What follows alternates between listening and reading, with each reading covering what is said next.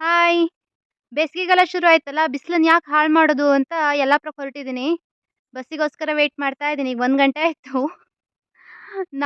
ನನಗೂ ಬಸ್ಸಿಗೂ ಆಗ್ಬರಲ್ಲ ಅಂತ ಅನ್ಸುತ್ತೆ. ಯಾಕಂದ್ರೆ ನಾನು ಎಲ್ಲಿಗೆ ಹೊರಡ್ಲಿ, ಅವತ್ತು ಬಸ್ ಲೇಟ್ ಆಗತ್ತೆ ಅಥವಾ ಬಸ್ ಬರೋದೇ ಇಲ್ಲ. ಬೇರೆ ಏನಾದ್ರೂ ವೆಹಿಕಲ್ ಮಾಡ್ಕೊಂಡು ಹೋಗ್ಬೇಕು ಅಥವಾ ಅವತ್ತು ಹೋಗೋದನ್ನ ಕ್ಯಾನ್ಸಲ್ ಮಾಡ್ಕೋಬೇಕು. ನನ್ನ ಪರಿಸ್ಥಿತಿ ತುಂಬಾ ಗಂಭೀರ ಆಗಿದೆ. ಯಾಕಂದ್ರೆ 12 ಗಂಟೆಗೆ ಬರೋ ಬಸ್ ಇವತ್ತು 12:15ಗೆ ಬಂದಿದೆ. ಊರಿಗೆ ಹೋಗಿರೋ ಬಸ್ ಇನ್ನೂ ವಾಪಸ್ ಬಂದಿಲ್ಲ. ಈಗ 1 ಗಂಟೆ ಆಗ್ತಾ ಇದೆ. ಇದು ಬರುತ್ತೋ ಬರಲ್ವೋ ನಾನು ಯಲ್ಲಾಪುರ ಹೋಗ್ತೀನೋ ಇಲ್ಲೋ ಗೊತ್ತಿಲ್ಲ. ನೋಡೋಣ ಹೋದ್ರೆ ವ್ಲಾಗ್ ಮಾಡ್ತೀನಿ. ಮತ್ತೆ ನನಗೆ ಅಲ್ಲೆಲ್ಲ ವಿಡಿಯೋ ಮಾಡ್ದಾಗ ತುಂಬಾ ಮುಜುಗರ ಆಗತ್ತೆ. ಸೊ ಎಷ್ಟು ಮಾಡ್ತೀನಿ ಗೊತ್ತಿಲ್ಲ.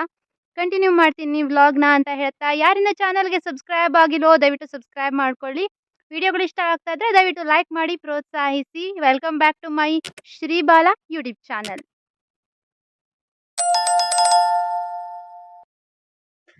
ಮತ್ತೊಂದ್ 15 ನಿಮಿಷ ಕಳೆಯೋಷ್ಟೊತ್ತಿಗೆ ಬಸ್ ಬಂತು. ನೋಡಿ ಬಸ್ ಪೂರ್ತಿಯಾಗಿ ಖಾಲಿಯಾಗಿದೆ. ನನಗೊಬ್ಳಿಗೋಸ್ಕರನೇ ಊರಿಗ್ ಬಸ್ ಬಿಟ್ಟಿದ್ರೇನೋ ಅಂತ ನನಗಂತೂ ಫೀಲ್ ಆಗ್ತಾ ಇತ್ತು.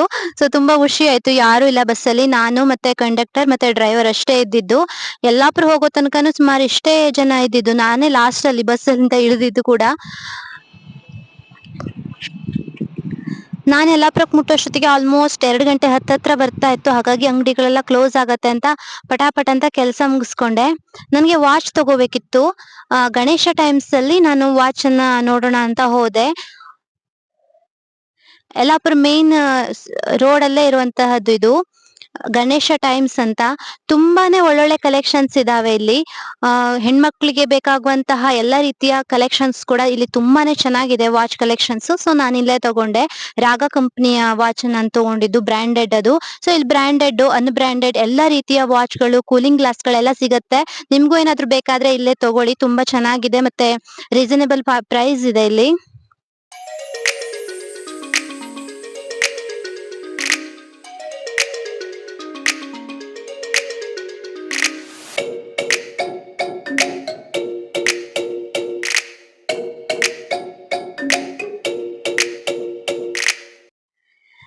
ನಾನು ಬೇರೆ ಕೆಲಸ ಎಲ್ಲ ಮುಗಿಸ್ಕೊಂಡು ಸಂತೆ ಮಾರ್ಕೆಟಿಗೆ ಎಂಟ್ರಿ ಆಗುವಾಗ ಸೂರ್ಯ ಯಾಕೋ ನನ್ನೇ ನೋಡುವಾಗ ಆಗ್ತಾ ಇತ್ತು.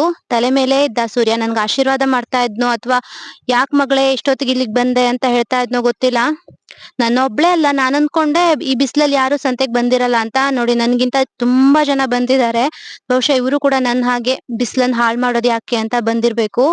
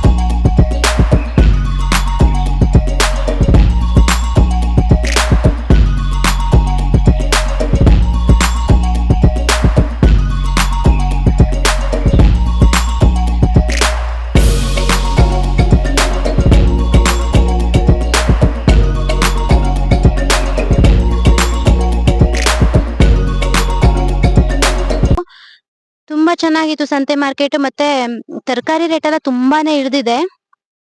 ಟೊಮೆಟೊ ಅಂತೂ ಕೆಜಿಗೆ 20 ರೂಪಾಯಿ ಅಂತ ಹೇಳ್ತಾ ಇದ್ರು. ಆಮೇಲೆ 30 ರೂಪಾಯಿಗೆ 2 ಕೆಜಿ ಅಂತ ಹೇಳ್ತಾ ಇದ್ರು.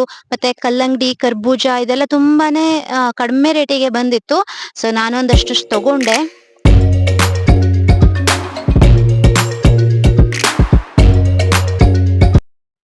ಸಂತೆ ಮಾರ್ಕೆಟ್ ಸುತ್ತಾಕೊಂಡು ನನಗೆ ಬೇಕಾಗಿರೋದೆಲ್ಲ ತಗೊಂಡು ವಾಪಸ್ ಬಸ್ ಸ್ಟ್ಯಾಂಡ್ ಹತ್ರ ಬರೋ ಅಷ್ಟೊತ್ತಿಗೆ ನನ್ನ ಊರಿಗೆ ಹೋಗುವಂತ ಬಸ್ಸು ನನಗೆ ಟಾಟಾ ಮಾಡ್ತಾ ಹೋಗ್ಬಿಡ್ತು. ಹಾಗಾಗಿ ಬಸ್ ಸ್ಟ್ಯಾಂಡ್ ಕಾಯೋ ಕೆಲ್ಸ ಕೂತಿದ್ದೀನಿ ಈಗ.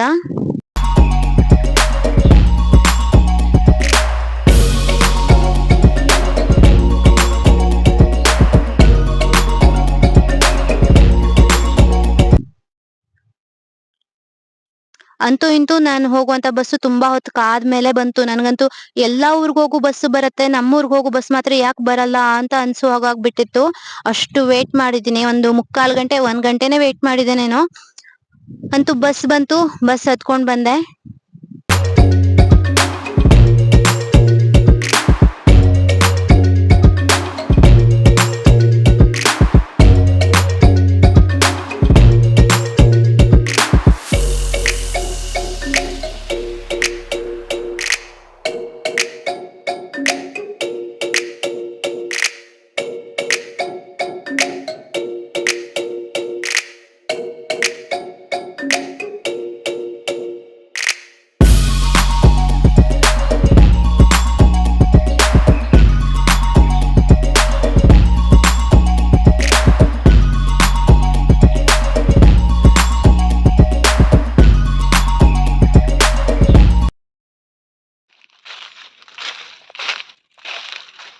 ನಿಜವಾಗ್ಲೂ ಇವತ್ತು ಮಾತ್ರ ನಾನು ಬಸ್ ಇಳಿತೀನಿ ಅಂತ ಅಂದ್ಕೊಂಡಿರ್ಲಿಲ್ಲ.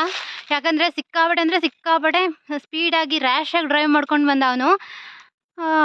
ಅವ್ನು ಡ್ರೈವ್ ಮಾಡ್ತಾಯಿದ್ರೆ ಇನ್ನೂ ನಾನು ಲೈಫಲ್ಲಿ ಬಸ್ ಹತ್ತಲ್ಲ, ಅಷ್ಟು ಭಯ ಆಗೋಗಿತ್ತು ನನಗಂತೂ.